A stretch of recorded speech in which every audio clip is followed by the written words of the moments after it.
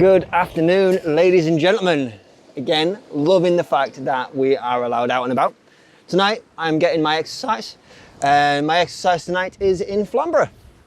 If you've never been to Flamborough Head, it is pretty awesome. There are sea stacks, there's a lighthouse, sea arches, and there's a seal. A seal of all things that I've just woken up and scared a little bit, but he seems all right. He's still chilling. A minute ago, before I started talking and recording this, he was still asleep. He's starting to move now, looking at me, Ooh.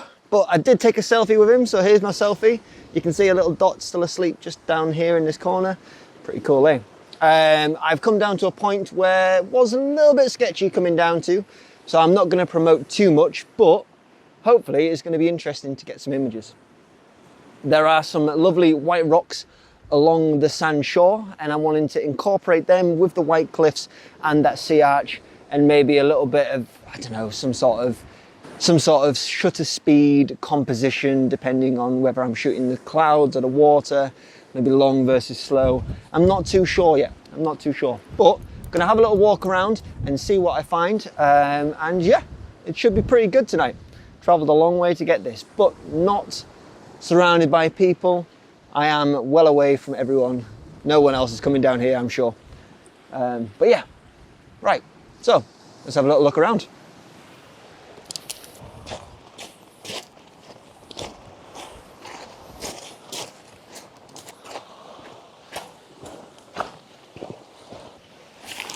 Perfect, absolutely perfect. I'm gonna get set up and I'm gonna show you.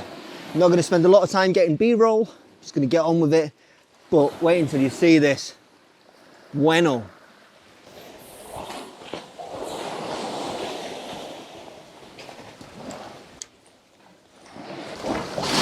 Okay, so this is the composition I've got, and it is pretty special. I'm happy with this. I've got the light on the rock at the end of the tunnel, so you're guiding your eye straight through automatically. I'm going to do a nice long exposure, maybe 2 seconds on this water coming up this beach just down here. I'm loving these white rocks against that sand. I think that makes a really nice, I don't know, feature. And I like the way the cave goes through like this, the arch through there, and I can see that light coming in all the way across the water. I think that makes a nice leading line up to that point. The way I'm going to capture this, I'm going to take it in a series of shots at different shutter speeds, because I don't want to... There's a seal in the middle. How sick is that? My God, don't you just love life? Right, anyway, so I'm going to start capturing this because it's looking good. Okay, so I'm ready now. I'm ready to get my compositions. So my first shot, I'm going to focus on that cave wall at the back. And I'm going to open up that aperture, classic style, same way as I always do. I'm going to take an exposure for that background. I'm going to have it on f11 because there's quite a lot immediately close, and then I'm wanting to shoot into the back of that cave, so it's quite important that it's all in focus. So f11 on L10 gives me 1/4 of a second. Okay, and I'm going to slightly underexpose it because it is bright on that on the back wall, so I'm capturing that. So it's just up on screen right there, and now I'm wanting to capture that water. Okay, so I'm going to raise that exposure slightly.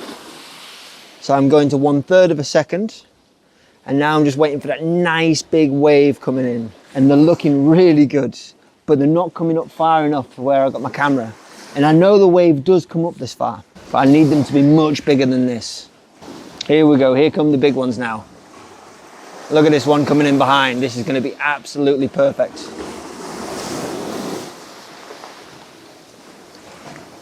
And I got my timing right because it was practiced, and that looks lovely. And seascapes are all about taking multiple shots time and time again until you get that one, that absolute banger that just gets all the water in the right place. And I think I've got it. Okay, I think I'm good. I think I've captured what I need to capture there, because there I'm all. There is more. There is more options down here. So I'm going to cover up the front of my lens, have a little look on the other side over there, and see if I can find anything.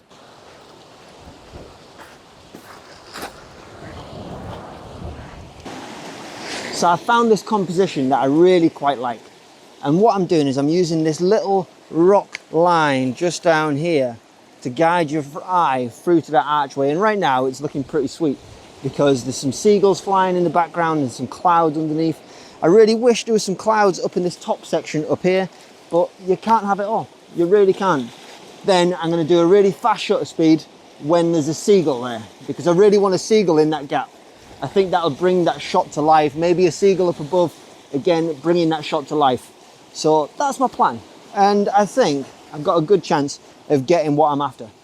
So first of all, I'm going to take my first shot and I'm going to shoot this on f11, L10, a 13th of a second.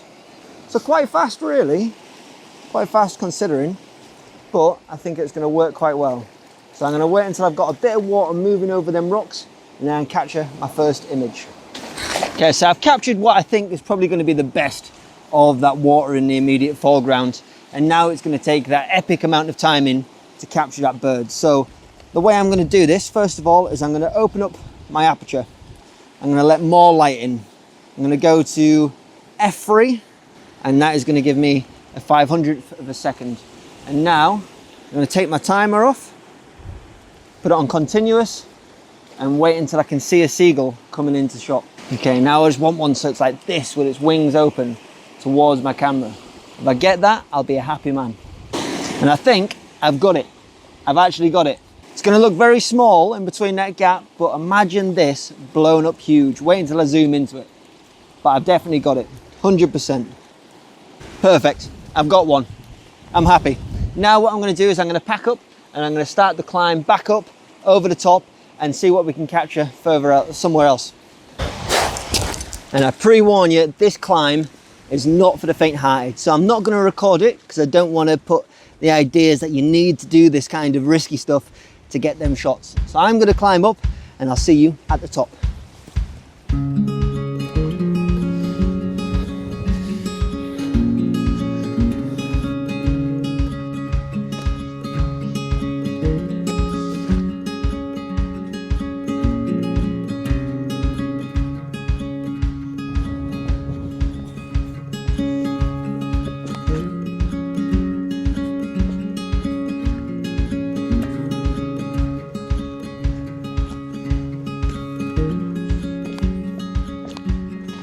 So I've come down and yeah, there were some teenage girls and I got scared. I got scared of the teenage girls. I know, all of us. But I did capture some images. I did some long exposures, not my usual style, but the results, oh my God, they turned out really well. So I'm going to talk about this first one just up here. Got that black rock on one of the sides. It's really weird not having the shot in front of me to talk about it, but the black rock on one side. And then I did a 2:45 exposure of that rock leading around into that sea stack. Did add a little bit of colour into the sky, but a lovely image. And then I moved across and I found this shape coming round in the rock formation, coming out into that sea stack. Again, another lovely image. And I think that was a 3-minute exposure. And yeah, Flamborough is a great location to come to and definitely worth the effort to climb down onto these little bays. Definitely though, check the tide times, because if you get it wrong, there's no photography. You're gonna have a bad time. But yeah, anyway, I'm gonna finish the video here. I think I'm gonna film another video tonight from this location as well. So stay tuned for that coming up next week or the week after. Next week or the week after, one of them two, depending on what else happens. But other than that, have a lovely week and I will see you next week. Peace out.